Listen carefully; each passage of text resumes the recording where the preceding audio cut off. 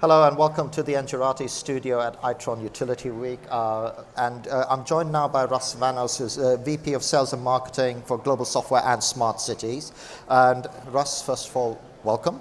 Thank you. It's a pleasure to have you here. And we're talking a little bit off air, and we've covered a lot of the themes that you guys have done such a great job of here, highlighting those. But one of the ones that I'd really wanted to talk to you about is the idea of smart cities, and to explore that through a narrative of starting off with, your thinking behind the need for a unifying technology platform and what that then enables you to do, and then we'll explore some of the other areas. But can you just tell us a little bit about your idea behind that unifying technology Sure, platform? absolutely. Well, thanks for joining me here and letting me share some of these thoughts with you.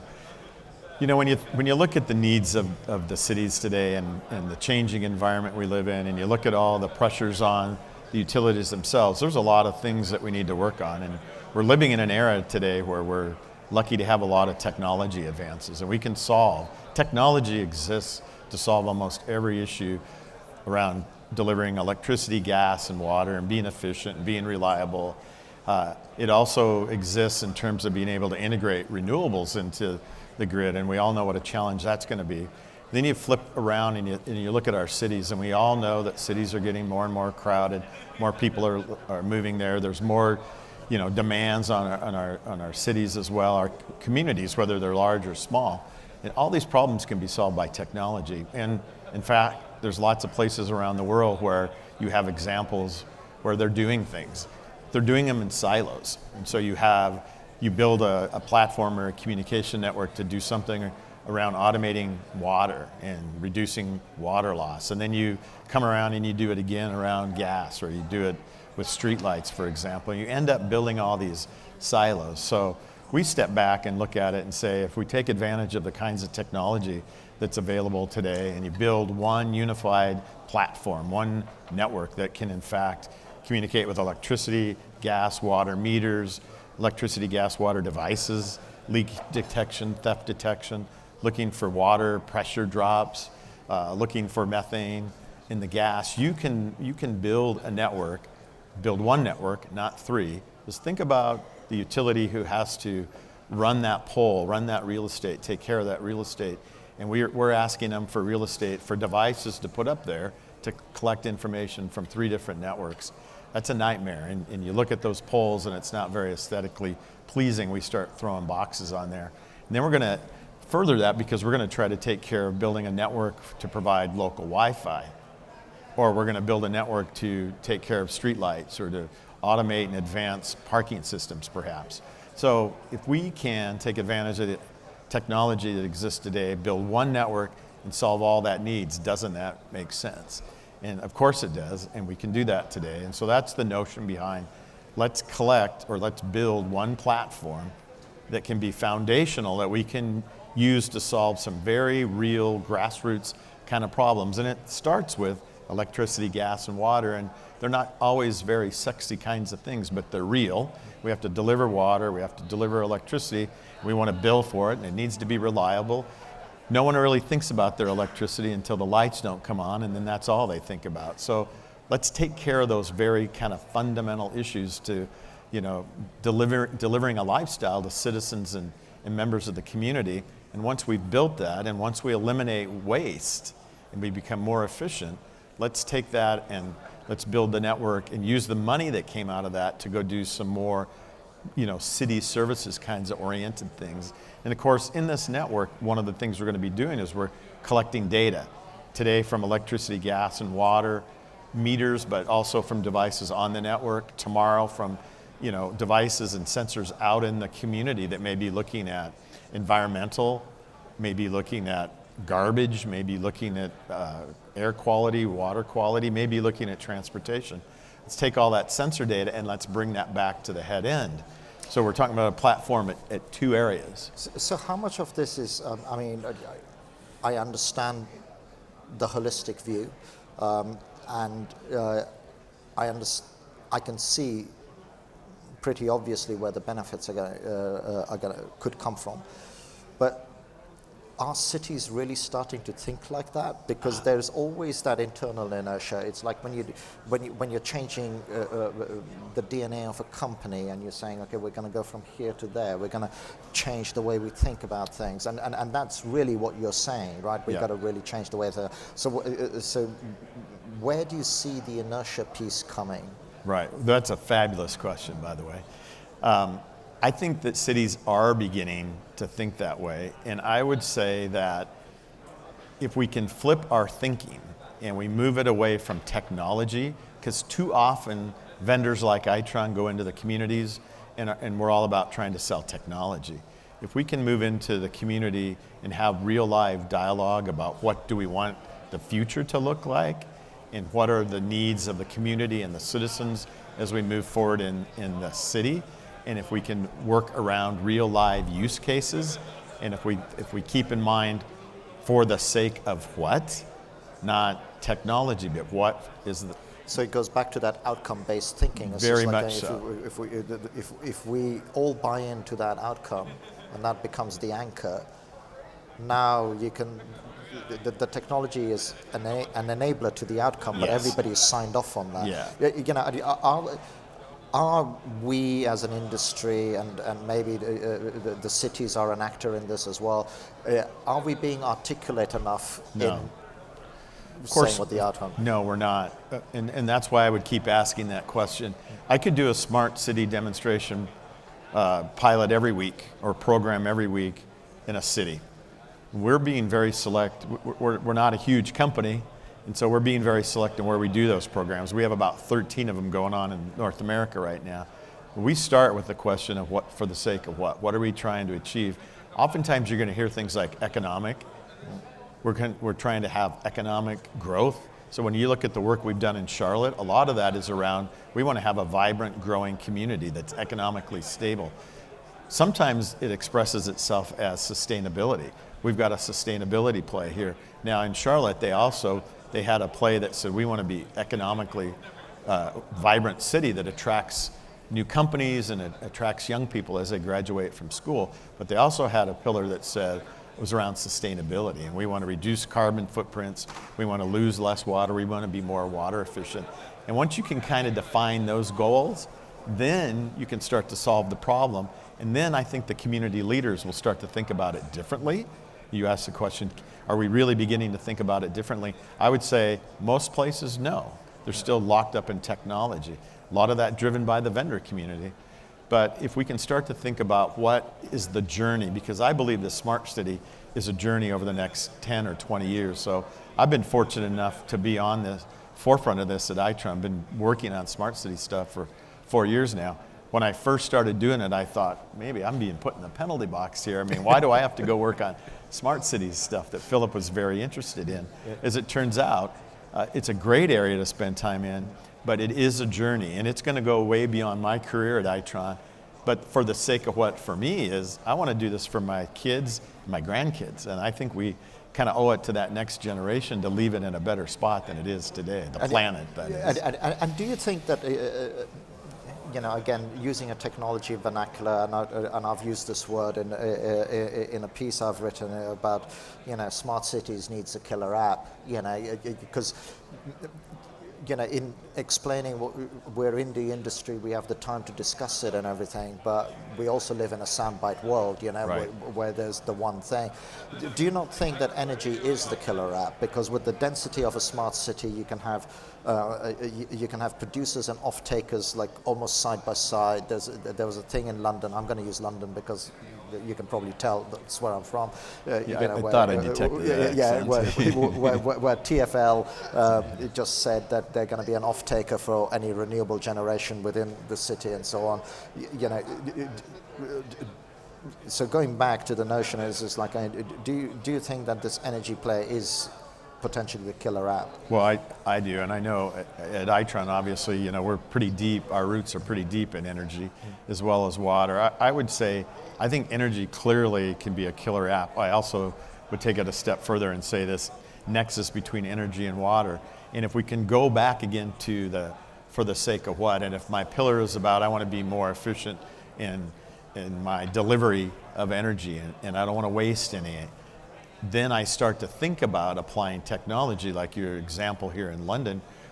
If I'm building a transportation system, and if my smart city play is all about this silo of transportation, I'm not going to think about this distributed energy over here. Likewise, if my pillar is all about just energy, I won't think about, well, perhaps there's a way to use this in transportation, or I wouldn't think about the impact on water by being more efficient with energy. So clearly, I think energy gives us an area we can all rally around. When I look at smart cities around the world, they typically have 7 to 8 different kinds of pillars, right? Energy, water, transportation, healthcare, mobility, waste, air. That's a lot to tackle. The city who says, I'm going to do all that on day one, we're going to run away from it. I look for somebody who's going to pick 2 to 3 or 4 maybe of those pillars. Well, that's why you need some sort of roadmap thinking, to use a technology Absolutely. phrase, right? You can't do it all, because right. Just the capacity to manage Yep. all of those projects Yep. is, and this energy water nexus is interesting, because not many people know that within a city the energy to deliver water is probably accounts for the highest percentage of energy used within the city, right? So can you bring some of that to life about how you could potentially see that interplay, and with some of the sort of pilots and actual projects that you're doing, what have people found by looking at those two together? Sure. Well, let's take Charlotte, for example. So in Charlotte, they had 4 pillars. One was around energy, one was water, waste, and environment. And if you look at those individually, you're going to deploy certain technologies. But when you start to look at the intersections of all of that, and in the case of Charlotte, they built a living laboratory in downtown. They automated and measured in 56 buildings in downtown Charlotte. And they started with the energy piece, and they started collecting data and sharing information with the citizens, the owners of the building, the occupants of the building, people who just came in and out of the building during the day. Just gave them lots of education, lots of information that could be available on a phone or a kiosk in terms of how we were using energy. But then they also started to relate, as we started to save energy, they started to relate that to, and that's a reduction in CO2. So by the way, a clean environment, which was one of their pillars. As we start to use water more, or energy more efficiently, look at the water we're saving over here, because it does take water to produce energy. So if we can save on energy, be more efficient, we save on the water side, and vice versa. And so I think you have to educate people on that. And once they see that, I think it's in everybody's heart that we want to be more efficient, we want to be more reliable, but it gets back to that for sake of what, right?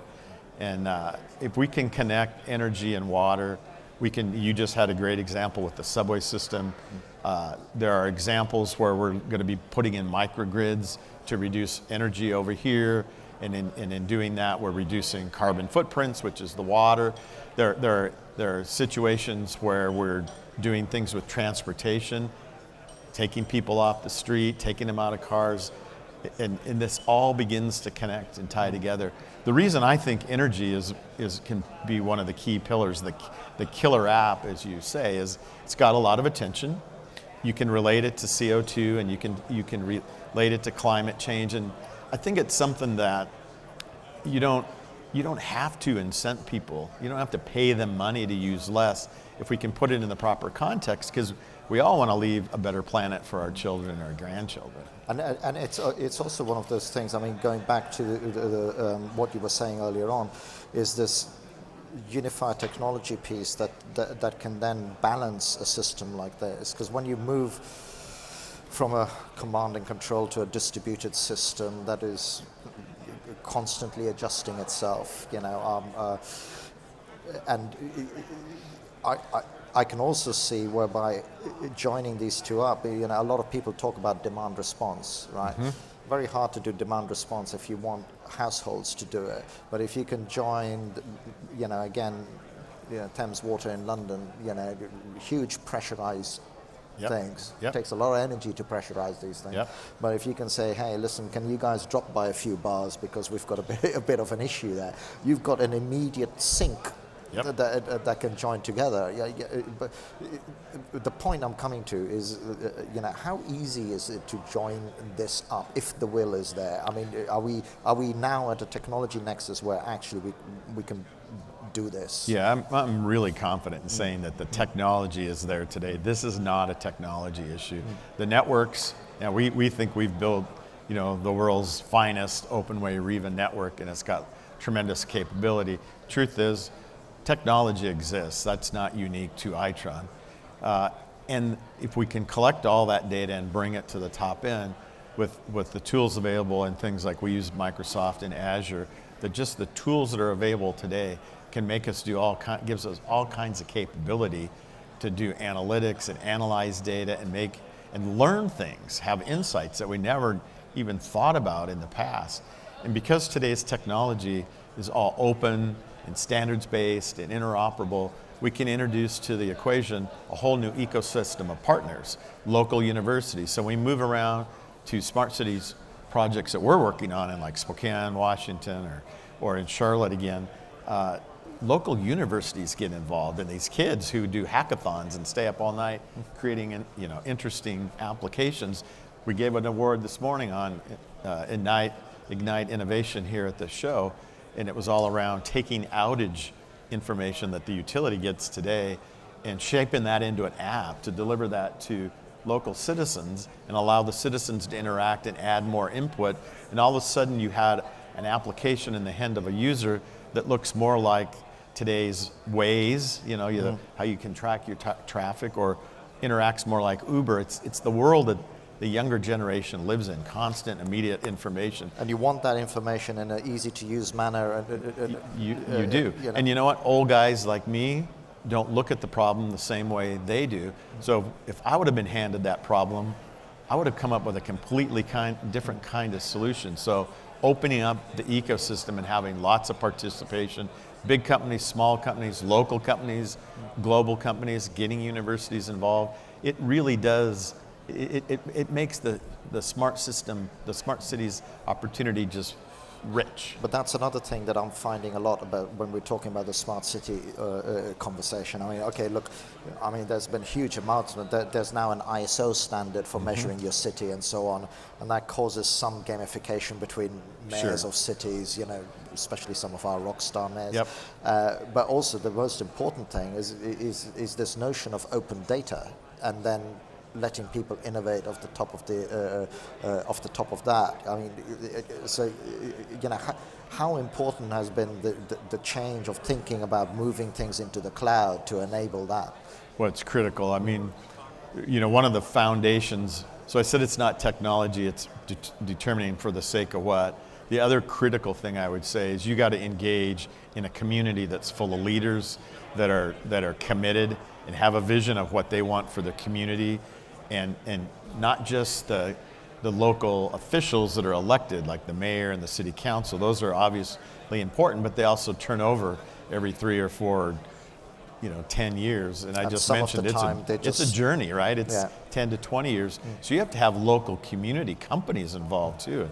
So like in Charlotte, it's pretty important. They have like Wells Fargo and Bank of America and Duke Energy. They have this leadership coming from the local companies and universities as well, that's all committed towards this vision and this future. And I think that's been just a critical success factor. And sort of as we come into the end of the time, I'd like to just stay on that point a little bit, because I've been looking at this as well. And was it about 2 years ago that there was the launch of the Res 100? These are companies that signed up to be renewable. Right. And they were shooting for 100, and it's now over 500 companies. I mean, how important is it that companies, which I'm particularly seeing that come out of the technology space, like the Googles of this world, the Microsofts, the Facebooks, who are all buying renewable generation, investing in it. It seems to me like that trend is a mega force behind all of this. Well, I think that trend really helps. Make all of us look, how can I contribute to that? So I was just having a conversation with a gentleman who said, if you want to be a supplier to Apple, because Apple's made a huge commitment that all their data centers are going to be run off of renewable energy. If you want to be a supplier to Apple, you have to have a component of renewable energy be part of your portfolio. And so that forces companies to start. So now all of a sudden you have this pyramid effect, right? It really begins to spread out. And as more companies commit to that, and as more people like us get involved at our company, then pretty soon you start looking, what can I do when I leave the office tonight to contribute towards that? And of course, we're raising a generation of children and grandchildren that are getting raised to think that way, right? When I grew up in school, I learned about, recycling at school with the blue bins. It was only blue then. There's like 4 of them today. But, my grandchildren don't have to be taught that now at school because that's a way of life.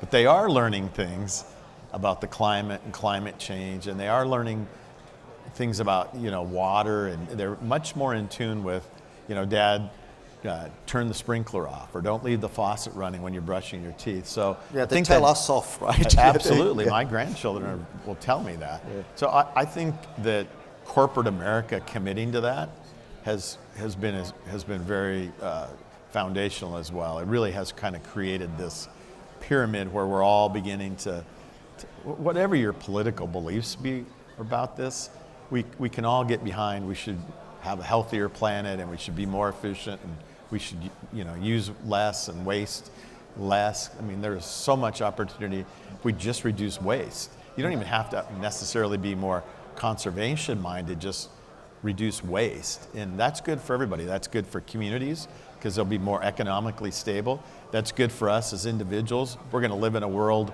that we want to live in. People will be attracted to our communities. New businesses will move there.